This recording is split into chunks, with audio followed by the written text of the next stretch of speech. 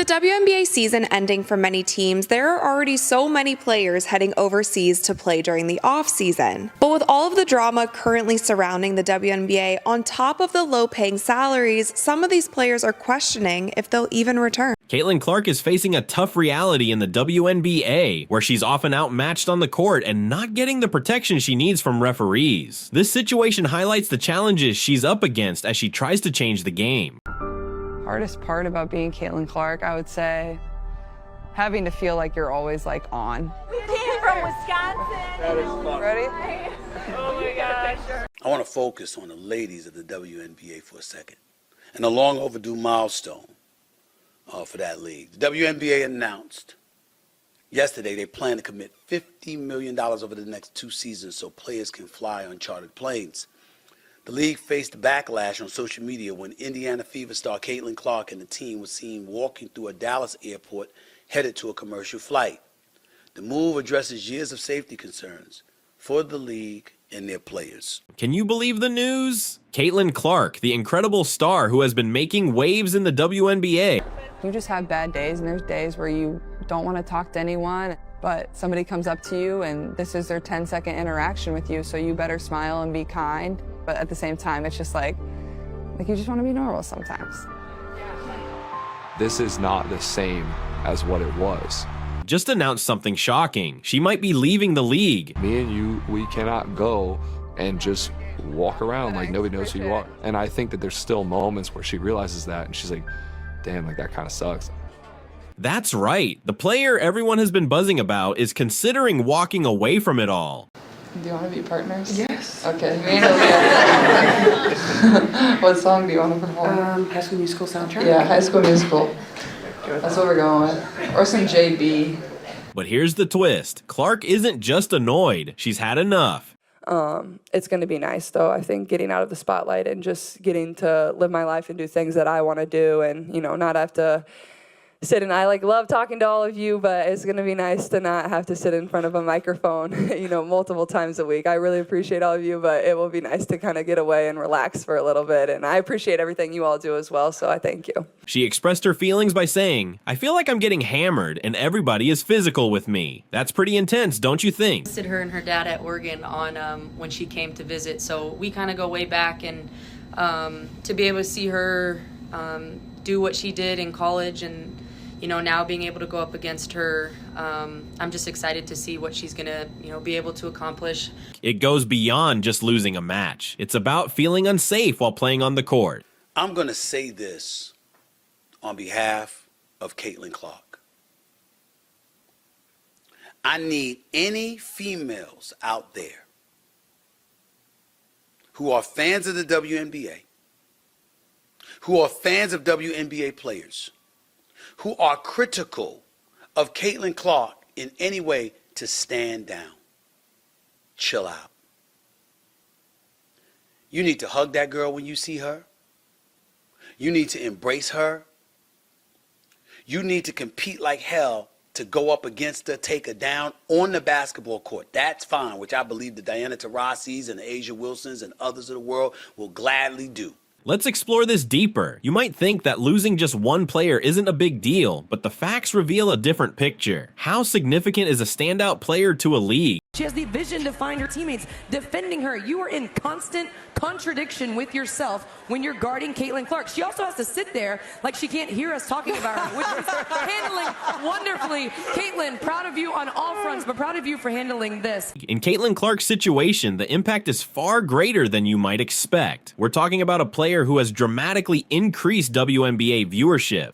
But what you don't need to do is look at this girl with a speck of resentment when it comes to what she's doing for the WNBA. Caitlin Clark's games attracted over 1.5 million viewers during the regular season, which is not just impressive but record-breaking. Plus, when she joined the Indiana Fever, attendance at their games shot up by an astounding 400%. Because over 800,000 people watched that, which means there's an audience out there that wants to see Angel Reese too. What the hell is up with the WNBA? How do you let that happen? How do you let it so Caitlin Clark could be seen and Angel Reese nor anybody else could be seen? What the hell is that about? Different subject for another day. This isn't just about more people watching. It shows how much her presence has transformed the league. Now she's a pro. So she just got deals. Plus, she's getting a salary. She is box office, y'all. And it's not about the fact that y'all are not. That's not the subject for today. The subject for today is how Caitlin Clark got stuff going on for herself. Here's where things get wild. Caitlin Clark's influence goes far beyond just filling seats. Her jersey has become the best-selling in WNBA history. But in her very first press conference, she brought up the fact that they had to fly commercial, and the next damn day, $50 million was committed to the players. Who do you think has something to do with that? It's Caitlin Clark. She could have been selfish. She was selfless. She could have been all about herself. She was about everybody. Think about that for a moment. A rookie outpacing legends like Sue Bird and Diana Taurasi in sales.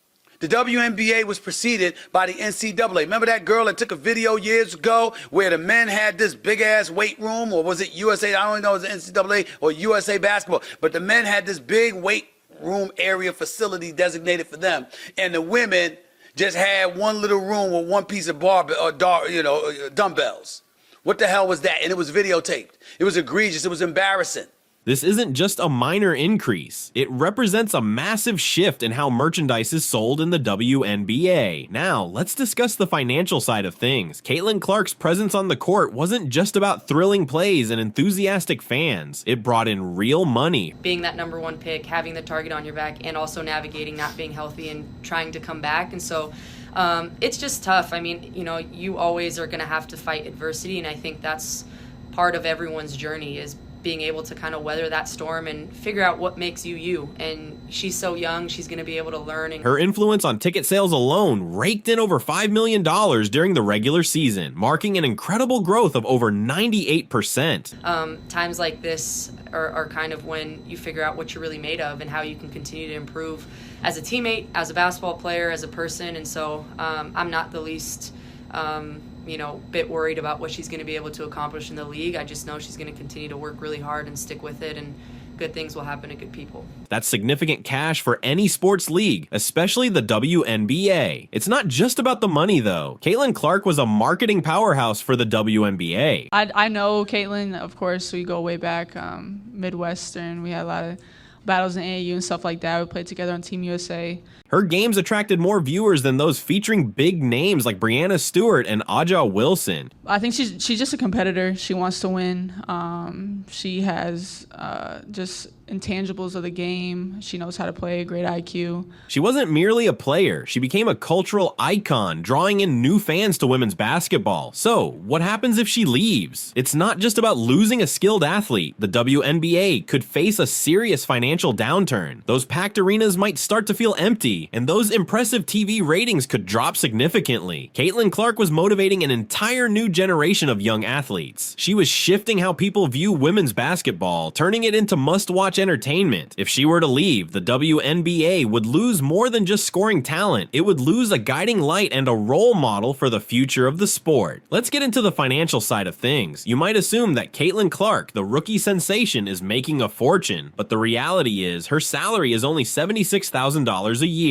The entire Fever payroll is $1.2 million. Less. That is less than the minimum salary for a single NBA player with a year's experience. Let me just put it into context a little bit, because it does seem terribly unfair, right? The salary amount. Caitlin Clark, the breakout college basketball star and top draft pick, had a deal with the Indiana Fever for a whopping $76,000. Why Caitlin Clark's WNBA salary is sparking major debate. With the first pick in the 2024 WNBA draft, the Indiana Fever select Caitlin Clark, University of Iowa.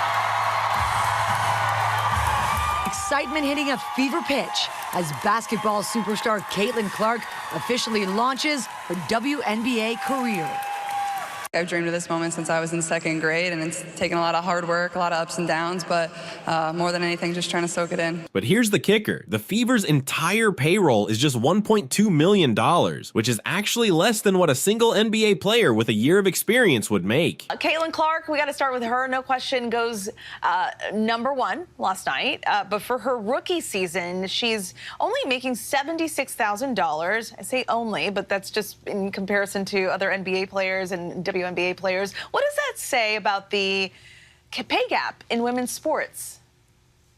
Stephanie, it says that the nation is now going to wake up to the inequality in terms of pay, and it will change. The media rights deal for the WNBA is up. There will be negotiations, and Caitlin Clark will change that as well. It raises a big question. When will female athletes start getting paid what they deserve? The WNBA has a strong following with plenty of fans and viewers, so it's puzzling why the salaries are so low. But really, this is all about capitalism. I mean, for a generation, people have ignored the WNBA. They haven't bought tickets, they haven't watched, they haven't bought the products they're seeing on the commercials, and everything changes. I think the eyeballs on this number, $76,000. Now, again, she's making much more than that. Her endorsements are into the millions.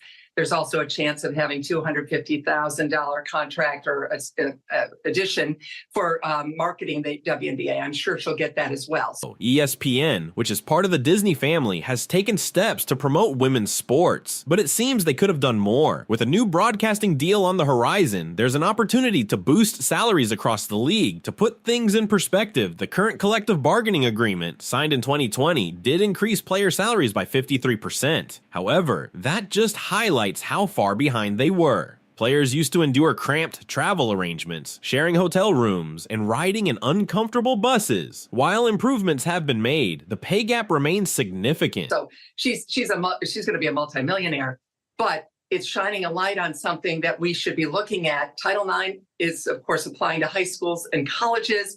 This is about capitalism. This is about Americans spending their money in a certain way. And that's going to change because of the eyeballs, because of the TV ratings.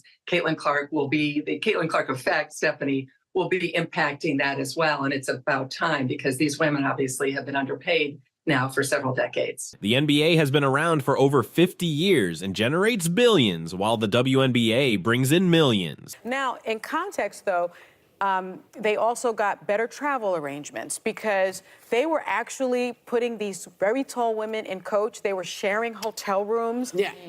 They were riding terrible buses. So we came a long way from where we were. But the bottom line is, you know, the NBA has been in existence for 50 more years than the WNBA. Yet only 10% of WNBA revenues go to player salaries, compared to 40% in the NBA. This disparity isn't just about revenue, it's a poor deal for the players. Now to the reaction when some fans learned how much professional women's basketball players earn as a base salary compared to the men. Yeah, Rebecca, it absolutely could. The ratings for Monday's draft rivaled 2003's. That is when LeBron was chosen by the Cavs.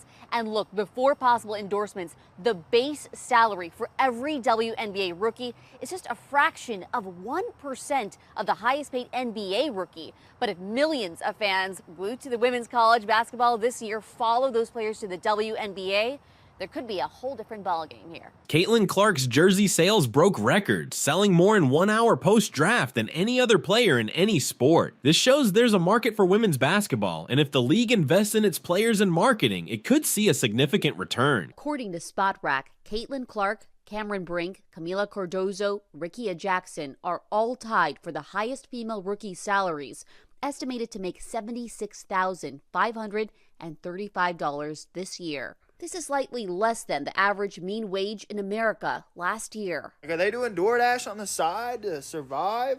I mean, I know you ain't buying a house on that salary. Incoming WNBA players like Clark and Angel Reese already cashing in other ways, piggybacking off their NIL deals with endorsements and partnerships that far exceed the WNBA salaries. But most current WNBA players need to supplement their income by playing overseas. That's right. The player who's been breaking records and filling arenas earns less than some entry-level office jobs. Even the top earners in the WNBA are only making around $200,000. Not exactly a lavish lifestyle, is it? Caitlin Clark isn't the only one feeling the pressure. Gabby Williams, another WNBA player, is raising her voice about the situation. She emphasizes that if the league wants to keep international talent, it needs to step up its game. Williams isn't just talking about small changes. She's highlighting that the league's promises regarding marketing deals have fallen short. Can you really blame players for exploring other opportunities? When we mention other options, we're talking about some serious cash. Did you know that many players are making millions overseas? fees. For instance, Diana Taurasi was offered $1.5 million to play in Russia, which is more than 10 times what the top WNBA salary was at that time. It's no surprise that players are considering packing their bags for these lucrative opportunities. Here's where things get truly surprising. The total revenue for the WNBA is around $60 million. That sounds like a decent amount, right? But when you stack it up against the NBA's $10 billion, it's not just a gap, it's a massive chasm. This disparity is creating some significant challenges for the league. Now, let's shift our focus to what's going on during the games. Caitlin Clark isn't just frustrated about the pay, she's had enough of the physical play and the way it's being officiated. And she's not the only one feeling this way. Other players are also voicing concerns about unfair targeting and even racial bias in officiating. This is only adding fuel to an already intense situation. Alyssa Thomas recently made a bold statement suggesting that some fans might only support Caitlin Clark because she's white in a league that is predominantly black. This isn't just a controversial opinion, it's sparking an important discussion about race in women's basketball. Caitlin Clark just made a huge announcement that's set to change everything. She's not only leaving the WNBA, she's heading to Europe. Can you believe it? The star who has been dazzling fans and breaking records is getting ready to say farewell to American basketball. In her press conference, Clark stated, "I need a reset. I need to get away from all of this." That's pretty significant coming from a rookie who was expected to be the league's shining star. You might be wondering if Europe is really a better option. The answer could surprise you. European leagues are recognized for providing more favorable opportunities for female basketball players. It's a place where the game tends to be less physical. The officiating varies, and players can concentrate on honing their skills without the constant worry of getting banged up every night. Caitlin Clark's decision isn't just about her own career. It could set off a chain reaction. Just consider this. If the top star in the WNBA is ready to head to Europe, what's to stop other players from making the same choice?